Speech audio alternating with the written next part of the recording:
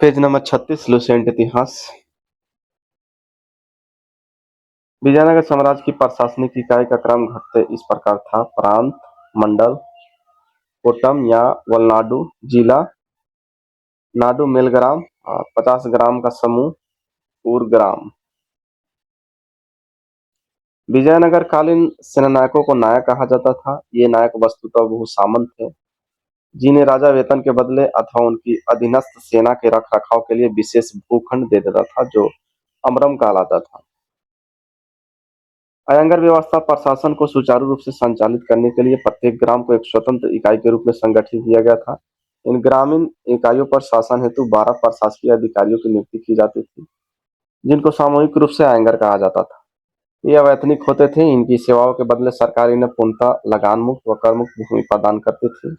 इनका पद अनुवांशिक होता था। वह इस पद को बेच या गिरवी रख सकता था। ग्राम स्तर की कोई भी संपत्ति इन अधिकारियों की इजाजत के बगैर न तो बेची जा सकती थी और न ही दान में दी जा सकती थी। अब ये विजयनगर आने वाले प्रमुख विदेशी यात्री: निकोला कोंटी, इटली, काल 1420, शासक देवराय द्वितीय। अब्दुल रजाक, देश फारस, काल 1442 और शासक समय देवराय द्वितीय था। नुनिज, पुर्तगाल था, पुर्तगाली था, 1535, अच्युत राय शासक था उस समय। डोमिंग पायस, पुर्तगाल, 1515, कृष्णदेव राय। बारबोसा, पुर्तगाल, 1515 टू 16, कृष्णदेव राय। कार्निक नामक अयंगर के पास जमीन के क्रय विक्रय से संबंधित समस्त दस्तावेज होते थे। विजयनगर साम्राज्य की आय का सबसे बड़ा स्रोत लगान था। भू राजस्व की दर उपज का 1/6 भाग था। विवाह कर वर एवं वधु दोनों से लिया जाता था। विधवा से विवाह करने वाले इस कर से मुक्त हैं। कुंबली ग्राम में विशेष सेवाओं के बदले दी जाने वाली लगान मुक्त भूमि की भूधारणा पद्धति थी। रक्त कोड़गे युद्ध में शौर्य का प्रदर्शन करने वाले मृत लोगों के परिवार को दी गई भूमि को कहा जाता था कटगी। ब्राह्मण, मंदिर या बड़े भूस्वामी जो स्वयं कृषि नहीं करते थे, किसानों को पट्टे पर भूमि दे देते थे। ऐसी भूमि को कुटगी कहा जाता था। वे कृषक मजदूर जो भूमि के क्रय विक्रय के साथ ही हस्तांतरित हो जाते थे, कुद्दी कहलाते थे। युद्ध में वीरता दिखाने वाले पुरुषों के लिए गंडपेंद्र नमक पैर में धारण करने वाले कड़े को सम्मान का प्रतीक माना जाता था। कृष्णदेव राय के दरबार में महिला अंगरक्षिकाओं का वर्णन मिलता है। विजयनगर का सैन्य विभाग कलाचार कहलाता था तथा इस विभाग का उच्च अधिकारी दंडनायक या सेनापति होता था। टकसाल विभाग को जोरीखाना कहा जाता था। चेटियों की तरह व्यापार में निपुण दस्तकार वर्ग के लोगों को वीर पंजाल कहा जाता था। उत्तर भारत से दक्षिण भारत में आकर बसे लोगों को बड़वा कहा जाता था। विजयनगर में दास प्रथा प्रचलित थी। मनुष्य के क्रय विक्रय को वेश्वक कहा जाता था। पर्दा प्रथा का प्रचलन नहीं था, परंतु सती प्रथा स्वैच्छिक विद्यमान थी। बाल विवाह समान प्रथा थी। मंदिरों में रहने वाली स्त्रियों को देवदासी कहा जाता था। इनको आजीविका के लिए भूमि या अनियमित वेतन दिया जाता था।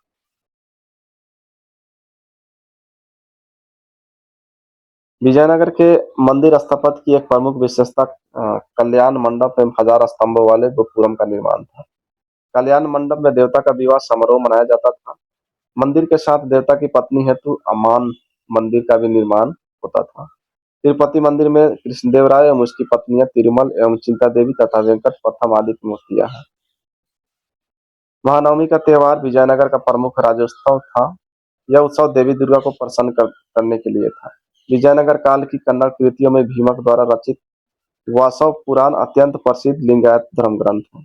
मधुरा विजयम बुक्का प्रथम के पुत्र कुमार कंपन की पत्नी गंगा देवी की रचना है। कृष्णदेव राय और राम राय एक अच्छे संगीतज्ञ थे।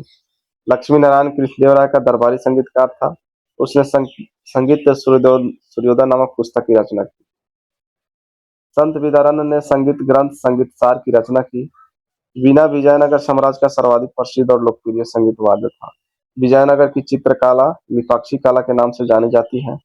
इस चित्रकला के विषय रामायण एवं महाभारत से दिए गए हैं। विजयनगर में नृत्य और संगीत को मिलाकर एक शैली विकसित हुई जो यक्षिणी शैली के नाम से जानी जाती है। विजयनगर का सर्वाधिक प्रसिद्ध सिक्का स्वर्ण का वारा था।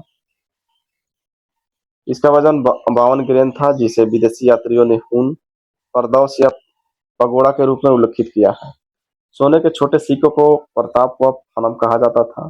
प्रताप 26 ग्रेन का तथा फनम 5.5 ग्रेन का होता था।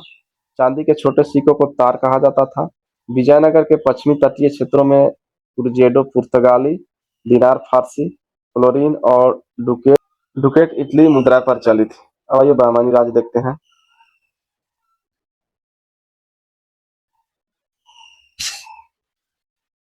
मोहम्मद बिन तुगलक के शासनकाल में 1347 ईस्वी में हसन गंगू ने बहमानी राज्य की स्थापना की।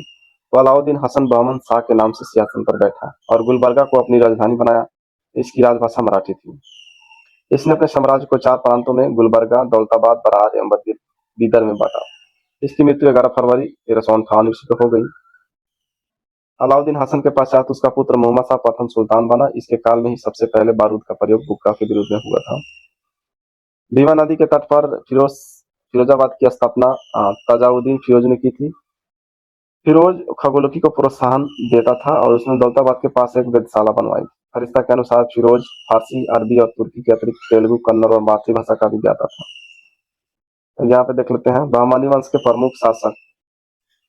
मोहम्मद शाह प्रथम 1358 से 1375, अलाउद्दीन मुजाहिद शाह 1375 से 1358, दाऊद प्रथम 1378, मोहम्मद शाह द्वितीय 1378 से 1397, ताजुद्दीन फिरोज 1397 से 1422, सियाबुद्दीन अहमद 1422 से 1436, अलाउद्दीन अहमद द्वितीय 1436 से 1458, शमसुद्दीन मोहम्मद तृतीय 1463 से 1482। अब यहाँ पे देखिए प्रांतपति तरफदार के विशेष विरोध। प्रांत तरफ विशेष विरोध। दौलताबाद मसनद ए आली, बरार मजलिस ए आली, विदर आजम ए हुमायूं, गुलबर्गा मालिक नायब। फिरोज शाह बहमानी का सबसे बड़ा कार्य प्रशासन में बड़े स्तर पर हिंदुओं को सम्मिलित करना था। चौल और दभोल इसके समय के प्रमुख बंदरगाह थे। मिलते हैं नेक्स्ट पेज में।